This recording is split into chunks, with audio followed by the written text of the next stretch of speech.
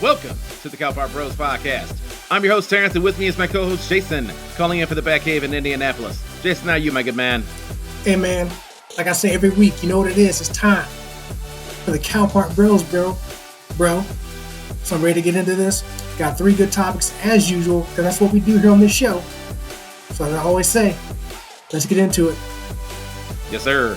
Thank you for listening to this episode 69 of the Cowpart Bros podcast. For the uninitiated, this is Cowpart Bros is the podcaster here. We are a weekly podcast for fans of sports, current events, and entertainment. And as always, we're your hosts, Terrence and Jason. And every single Thursday, we come to you with a brand new episode where we discuss the current events of the day, sports, and the athletes we love. And even some of the athletes we loathe. No matter the topic, you can expect a brutally honest and fun exchange of snark while learning through the lens of our 30 years of friendship that originated in Calumet Park, Illinois. And folks, for more Cowpart Bros content, connect with us on Facebook, Instagram, Twitter, YouTube, and TikTok under the handle Cowpart Bros or Cowpart Bros Podcast for more behind the scenes of the show. And just engage with us every single day. But as I always say, don't forget that the Cowpart Bros Podcast is available to listen and subscribe for, that's right, free wherever you listen to podcasts. Like us, love us, share us, follow us. And folks, if you like us, hell, why wouldn't you? And like Terrence always says, we are the podcast to hear and watch. So make sure you're living it, loving it, and doing it. Okay, we'll get right into it. And once again, Lori Lightfoot is making an appearance on Cowpart Bros for other reasons than that suit. Well, she was wearing a suit. You know, she was wearing it. We're just not going to talk about the suit. Yeah, because it's not in our best interest to even bring attention to it. Well, we brought it up enough, so I think we've already brought attention to it already. So it's now we can't avoid that anymore. We've already done it. So, Jason, I'm gonna ask you a question. Do you get a sense that the ship has sailed on the Chicago Bears actually staying at Soldier Field? 100%. Okay, then why is Lori Lightfoot trying so damn hard when it's abundantly clear that the Chicago Bears have already moved on? Well, before I answer that question, sir, let's go into what we're actually talking about so people can get an understanding of that. I mean, the Chicago Bears bought that Arlington Heights property, what, a year ago? Within that time frame, we talked about it once before. Yeah. So all signs point to their ghost. They're out of here. And what I don't understand is that Chicago Mayor Lori Lightfoot has basically tried to put 3 proposals on the table for renovations to Soldier Field to try and convince them to stay there and not build the new Taj Mahal football stadium in Arlington Heights. And these proposals could cost anywhere from $900 million to $2.2 billion. And when they say cost anywhere, that's usually it means you, the taxpayer, are going to be paying for that. But of course, we are the citizens of, well, not we, because I don't live there anymore. And technically you don't either. But the point being, as the citizens of Chicago, that's going to be the expectation. We're going to put up some of that money for it. It is what it is. It's part of living in the city. So, Lori Lightfoot has positioned, this came out last week, by the way, that there would be 3 potential options for construction of turning Soldier Field into a dome. And the first would be to fully enclose the stadium by rebuilding both end zones with columns that can support a dome structure. The second would require both end zones to be rebuilt with columns to make the stadium dome ready. And then a third option would call for making Soldier Field a multi-purpose stadium suited to host soccer games while also making it a viable location for major concerts and a range of events. Now, Lightfoot said in a statement, improved Soldier Field will deliver a world-class visitor experience. Furthermore, any of these proposed renovations will allow Soldier Field to retain its role as an economic engine for Chicago for years to come, and for these changes to allow us to keep bringing sports, music, and other exciting events to our city. Now, I feel like we talked about like seating at NFL stadiums and stadiums in general. So Soldier Field under this proposal would expand from 61,500 seats to 70,000, and that the proposal would also dramatically expand the opportunity for major sponsorships and naming rights. So, and oh, by the way, that deal for Churchill Downs for the Arlington Park property that went down in September. So we're almost at the year mark. Yeah, I was trying to find the episode that we talked about that in, um, and it wasn't in the title, so I couldn't find it. But yeah, I didn't think it had been a year ago, but I guess it had been. Um, so pretty much it's been a year of, like you said, the Bears pretty much had in their minds that, hey, we're going to Arlington Heights. They want us. We want to go there. They want to give us a stadium. Not gift it to them, obviously, but they're going to give us a stadium that may bring a Super Bowl to the Chicagoland area. Now, yes, it would still be, they'll still be the Chicago Bears, just not playing in Chicago, is what it is. But but to answer your question, you said before, why is Lori Lightfoot trying to hang on and keep the Bears there? Well, if we're going beyond face value, it's because if the Bears do leave, again, not Chicago, but leave Soldier Field, she can still say, well, I made an offer. I tried. Which is true. She did it. I mean, the offer's there. Bears turn it down. It's the But she can offer's say she there. tried. The offer's there. It's there a year late and probably $1 billion short. Well, that's probably not fair to say it's a year too late. I mean, in my opinion, I don't know. I mean, they're not going to come up with this plan lickety split just because the Bears say we're leaving. Now, I'm not saying a year. It should take a year, but that's not on Lori Lightfoot. She's not going to come up with this by herself. I mean, she's not putting up the money for this, so other people have to come up and say, "Hey, we're going to come up with this money potentially to do this." Because obviously the Bears said, "Okay, then you're still going to have to do it." So I imagine there has to be some sort of plan in place. So it wasn't going to be like the day after the Bears said they're going to leave. So I'm not going to put that on Lori Lightfoot. That's not on her. Is it too late? Yeah. But who's to say that 2 days wasn't going to be too late? All I'm saying is that, Jason, yuck it up all you want. All I'm saying is, would it have made a difference? We'll never know because it came out a year later. What I'm saying is there's so many other initiatives in the city that she could be probably spending her time on that might actually get some traction. Bro, did you really kind of go whataboutism, really? What about this? Come on. Okay. Yes. If the Bears have already moved on, then all these initiatives need to be kind of positioned towards some entity, whether it's sports or some other avenue that they haven't already made the mind up on. That's what I'm saying. Who said the Bears have moved on? Have they signed any deals with anybody? Okay, when someone says, "Hey, I want to make a splash in a 326-acre playland," that's usually saying it without saying it. But again, from the Lori Lightfoot side of things, and not just Lori Lightfoot, the city of Chicago, again, they tried, right? But yes, I understand your point when it comes to there's other things she can focus on, which I'm sure she is, Terrence. Which partially why this takes years, because she is focused on a lot of other things. She's not just focused on keeping the Bears, bro. Come on. And I think even you know better than that. I'm not saying that that's her sole focus. I'm saying if she was going to do this a year after the fact, it doesn't hit the same, and that's okay. It doesn't hit the same for you. No, it doesn't hit the same in general. That's literally why 2 days later the Chicago Bears are like, "No, we're good. Thanks though." Like we can't really take that seriously. I mean, the Bears did respond. They did at least acknowledge this proposal, but they were respectful about it. It just wasn't serious. Well, that's What wasn't serious? I don't think that the Bears took that proposal seriously. Oh If you boy, want a new stadium, trying to continually put lipstick on this old stadium is not going to work. That's not what what was they the said word? they wanted. What was that word? What was the word you just used?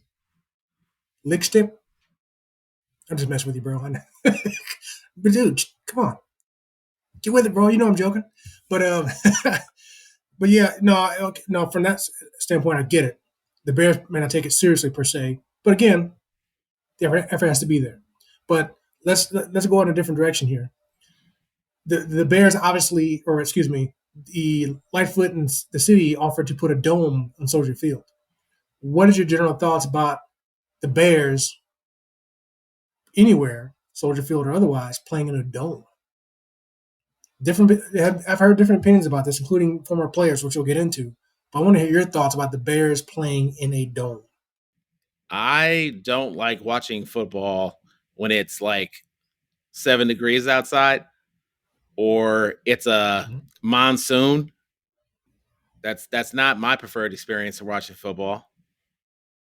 But then that the whole lure of going to Soldier Field in November, December, in the cold, maybe you might get some snow, playing on, because unfortunately that seems to be when they play on the prime times. Those games with the Packers and whoever is always November or December. They're never playing it. They never if they play in October, it's usually like Halloween, but usually it's always November, December.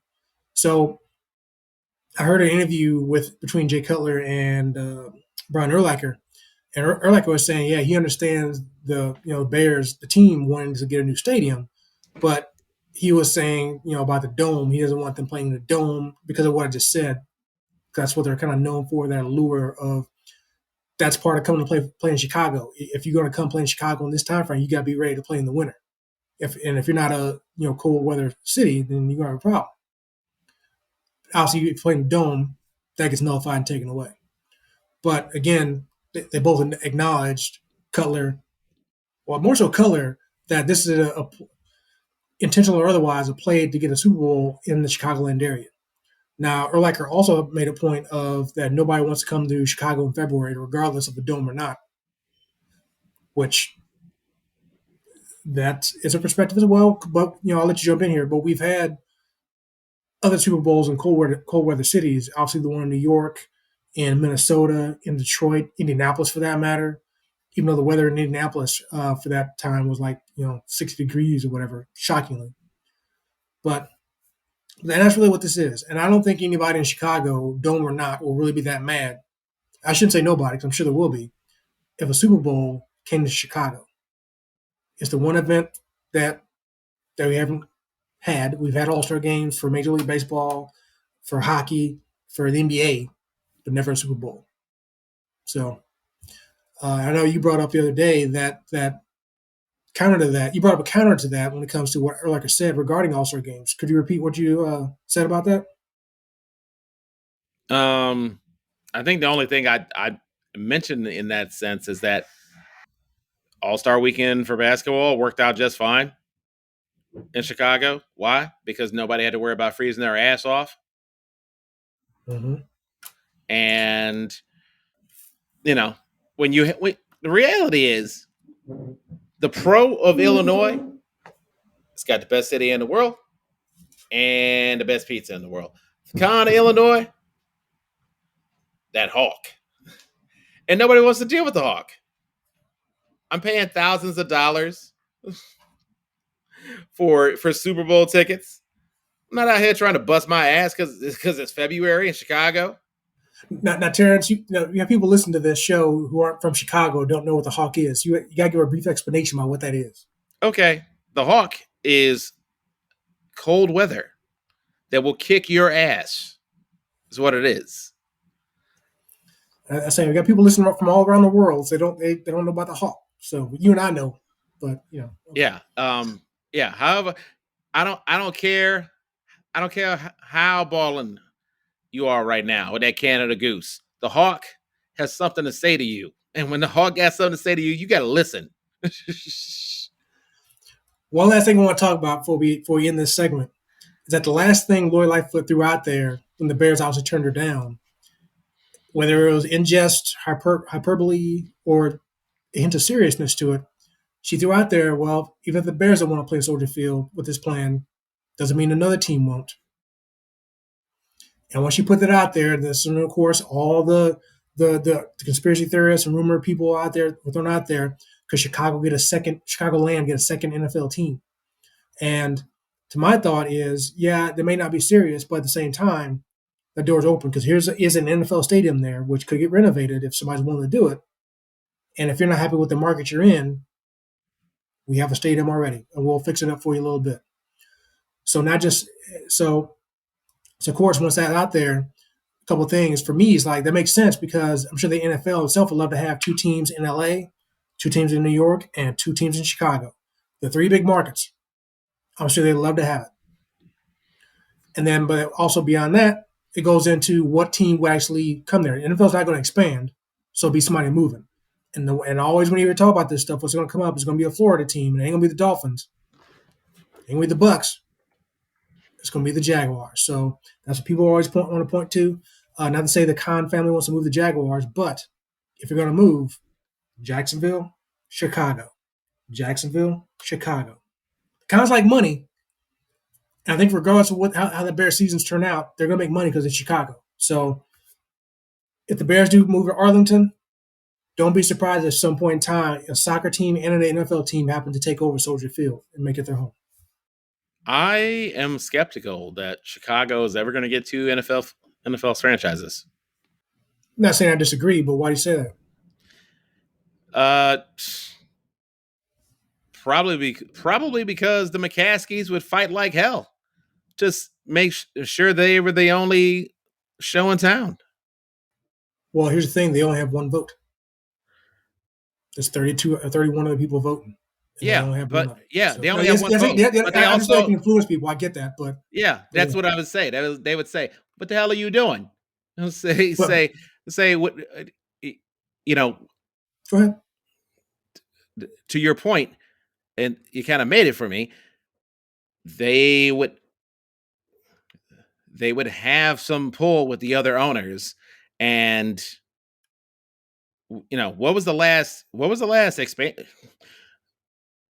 Oh, it's not to your point, it's not an expansion situation. Just because somebody say they want to move don't mean you got to stay with me. Okay, so I'm going to counter your counter. So keep in mind that the owners make money off the profitability of the NFL, right? I don't think the National Football League has a profitability issue right now. I don't know. I don't know where the hell you're going. It doesn't matter. It doesn't matter. They can make more money. Rich people want to make more money. You agreed? And I had to imagine, like I just said, that for all owners of the NFL, the team in Jacksonville. Okay, all right. Go ahead. Go ahead. So explain to the McCaskies how having another team in their city, or even close to where they might put a stadium, is going to help them. I'm not talking about the McCaskies. Again, there's 31 other owners. That's what they're going to be concerned about. Yeah, they might have some influence over some of the owners. But guess who has more influence over the owners? Jerry Jones. Yeah. Bob Kraft. Yeah. So, yeah, I'm willing to bet dollars to donuts. Bob Kraft, Jerry Jones don't give a damn about what's happening in Chicago related to football right now. Are you sure about that? Fairly certain. Ask the city of San Diego how they think about that, because I guarantee you they were lobbying to get that team from San Diego to LA. Guarantee it. So, but that's not Jerry Jones or Bob Kraft. So my point. Yes, it is. It is, because they're the ones that have an influence on that, because they vote on this stuff, Terrence. It's not just McCaskies. Even if they rally 10 people in their favor, guess what? There's still 20 others or 22 others. So that concludes our segment on the Jacksonville Staleys, according to Jason Ross. That was fun.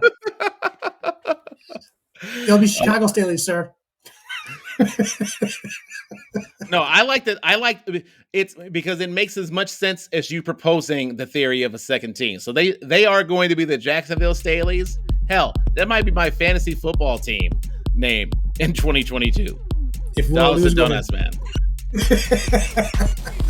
So nothing Jacksonville wins. Yep. Well, that concludes our segment on Lori Lightfoot begging and pleading with the McCaskey crew to stay in Chicago.